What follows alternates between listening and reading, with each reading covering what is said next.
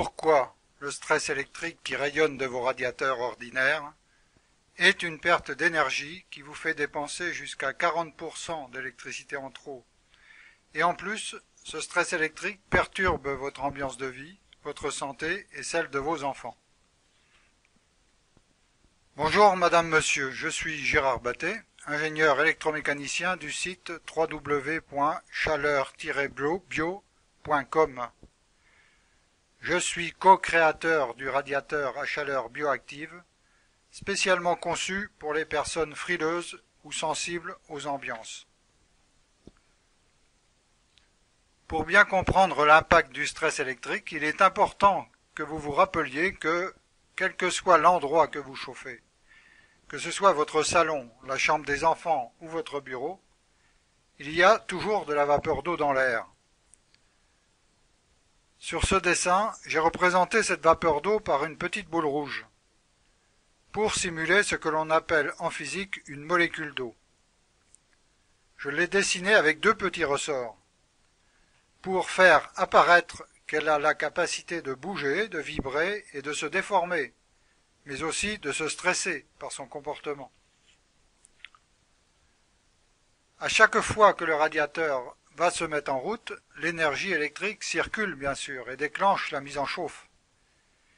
Simultanément et immédiatement, il y a une émission d'ondes électromagnétiques dans l'air, tout autour des fils, tout autour de votre radiateur.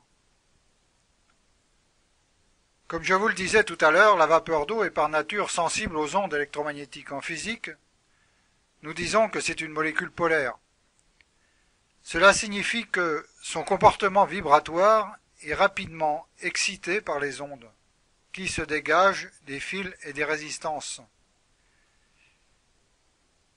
Dans votre salon, en résumé, autour de votre radiateur, il se déclenche donc deux événements physiques importants. Le premier, c'est l'émission des ondes dans l'air, et le second, la mise en excitation de la vapeur d'eau. Bien que tout cela soit invisible à vos yeux, ceci est bien une réalité et puissamment active. Et maintenant, que se passe-t-il concrètement dans toute votre pièce? Dans l'air de la pièce que vous allez réchauffer, il y a bien sûr aussi, tout naturellement, de la vapeur d'eau. Il y en a aussi à l'intérieur du radiateur.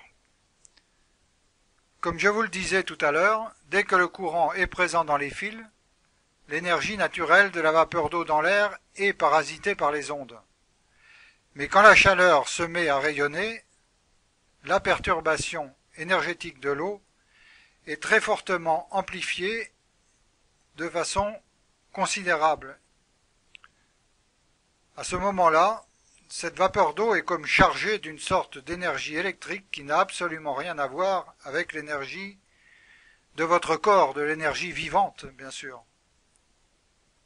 Cette nouvelle énergie est en quelque sorte parasitante et elle se transmet immédiatement à toutes les autres molécules d'eau présentes dans toute la pièce par résonance.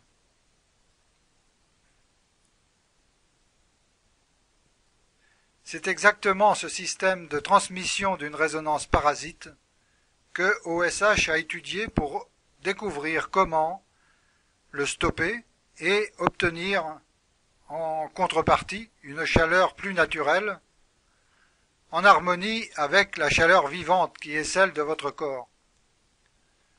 Mais revenons au radiateur électrique ordinaire, non protégé du stress électrique. Que va-t-il se passer quand un être vivant va vivre au milieu de toute cette agitation perturbante?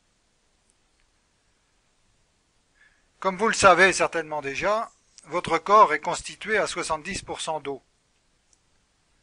Cette eau intérieure est exactement du même type que celle qui est en état de stress tout autour de vous dans l'air. Par résonance, l'état de stress extérieur déclenche automatiquement une interaction avec l'ambiance intérieure de votre corps.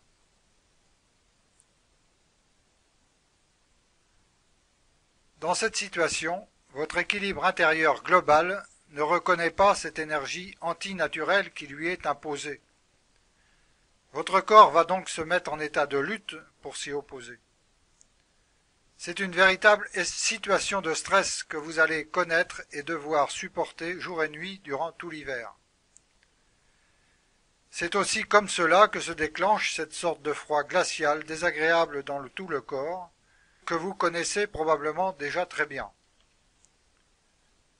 De toute évidence, cette chaleur froide n'a rien à voir avec la douce chaleur vivante que vous recherchez, pour vous détendre et vous faire du bien. Bien sûr, tout ce mécanisme perturbant ne se voit pas à l'œil nu. La chaleur non plus ne se voit pas à l'œil nu d'ailleurs, mais elle existe pourtant. C'est exactement la même chose pour ce stress de la chaleur. Il ne se voit pas, mais vous pouvez le ressentir, et certaines personnes le ressentent plus ou moins, suivant la sensibilité de chacun. Mais que vous le ressentiez ou pas, peu importe, ce stress est bien physique, il est là, et votre corps doit s'en occuper, il doit s'y adapter. Mais en réalité, il s'y adapte très mal à ce stress extérieur antinaturel. Cela déclenche en vous des sensations d'oppression, de lourdeur, d'engourdissement, de fatigue, de nervosité, de saturation même, des troubles du sommeil, des sensations de frilosité dans tout le corps. Bien sûr, et c'est humain, pour compenser tout ce mal-être que vous allez vivre, il est très facile de pousser le thermostat et faire monter la température pour essayer de compenser cette froideur intérieure du corps. Mais imaginez un instant la conséquence immédiate que ce geste en apparence bénin de monter le thermostat va avoir sur votre facture d'électricité. Et le comble dans tout cela, c'est que plus vous allez augmenter la température, plus le stress électrique que vous allez subir va lui-même augmenter. La conséquence immédiate, c'est que vous vous sentirez de moins en moins bien. Et vous serez de moins en moins bien chauffé. Dans une prochaine vidéo, je vais vous expliquer en quoi cette sorte de piège à la montée de la température est particulièrement pénalisant pour votre consommation d'électricité. Le radiateur à chaleur bioactive, OSH, sans le stress électrique, a été mis au point grâce à la compréhension fine de ce mécanisme physique que je viens de vous décrire.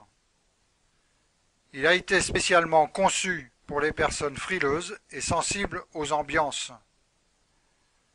Ce radiateur à chaleur bioactive est fabriqué en France, couvert par le brevet numéro 8616 995. Pour plus de renseignements, n'hésitez pas à consulter notre blog ou à m'appeler au numéro 01 42 42 74 03. Je vous répondrai personnellement. Merci.